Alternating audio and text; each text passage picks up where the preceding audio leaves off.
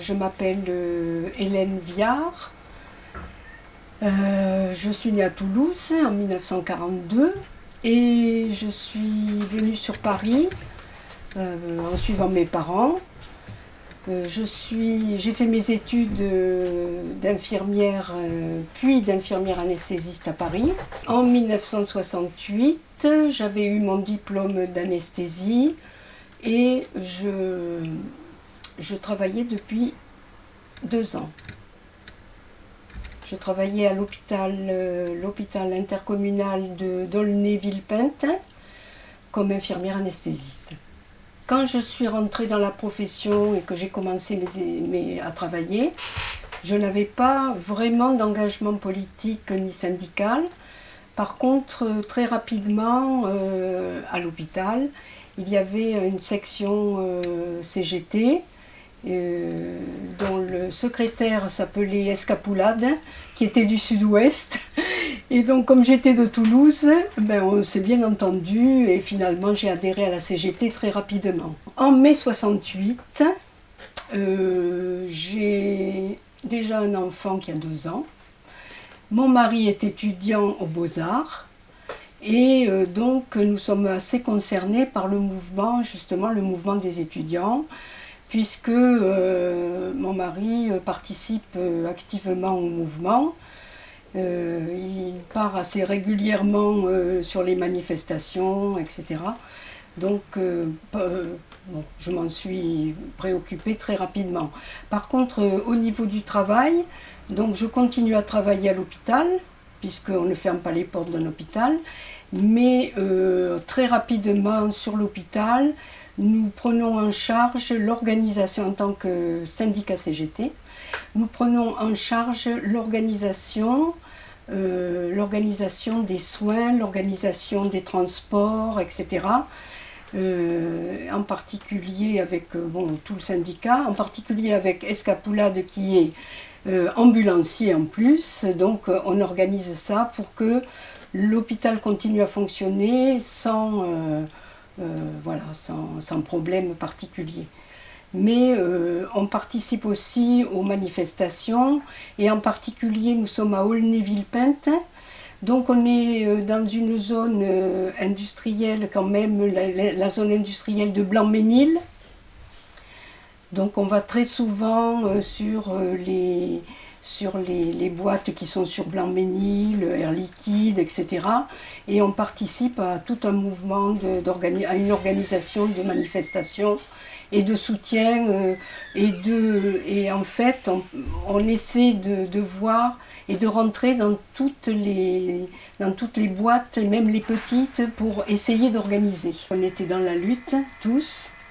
Et on n'a pas eu un sentiment d'avoir affaire à des hommes par rapport à des femmes, mais plutôt à des gens qui se battaient pour quelque chose et qui étaient sur le même pied d'égalité. Moi, j'ai pas eu aucun sentiment de... En plus, on était des soignants. Et les soignants sont accueillis bras ouverts partout. Alors donc on était plutôt bien acceptés et sans problème. Nous allions également aussi dans les services pour organiser, pour essayer de convaincre les personnels qu'il fallait se prendre en charge, organiser les soins, etc. pour arriver à un genre d'autogestion de l'hôpital.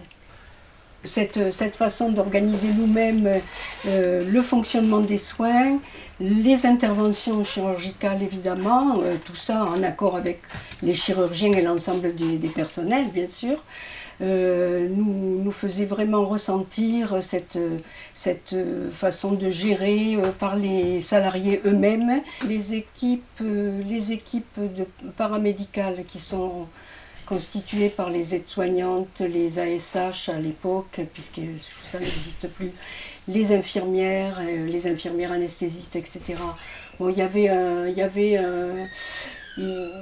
avait un accord, on s'entendait bien pour essayer d'organiser au mieux pour que les patients ne soient pas ne soient pas mal soignés et puissent bénéficier de soins corrects.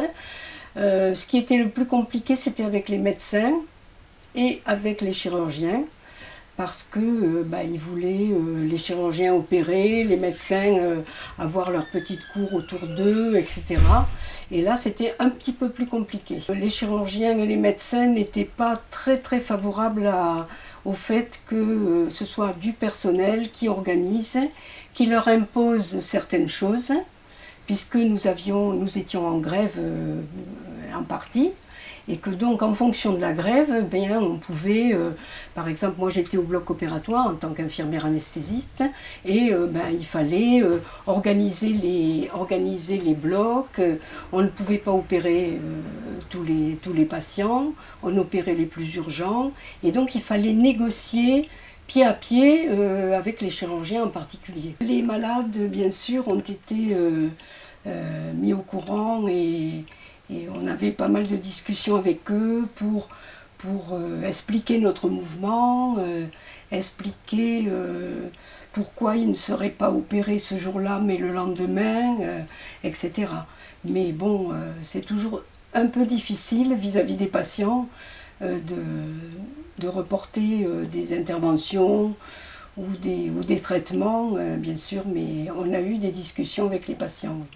J'étais peut-être pas à toutes les manifestations parce que j'avais un enfant, et comme mon mari était sur les barricades, j'avais du mal à être avec lui. Voilà, il fallait bien garder mon fils. Ce dont je me souviens de façon très agréable, c'est que c'était quand on allait dans les diverses usines qui étaient en grève.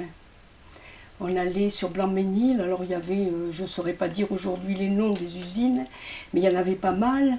Il y avait Air Liquide qui était une grosse boîte, il y avait plein d'autres petites boîtes qui étaient en grève. Et donc c'était très joyeux. C'était très joyeux, les gens avaient arrêté de travailler, il y avait des balles, il y avait des rencontres. Voilà, et ça m'avait marqué beaucoup. Il y a eu les accords qui ont été signés, les accords de Grenelle, hein, c'est ça.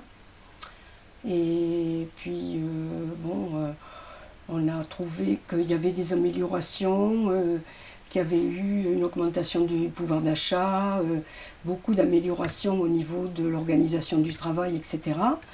Et petit à petit, on a repris le travail. Dans les hôpitaux, on a toujours du mal à ce que ça dure longtemps, parce que ça devient de plus en plus difficile au fil des jours d'organiser quelque chose. Il y a toujours des urgences, il y a toujours bon.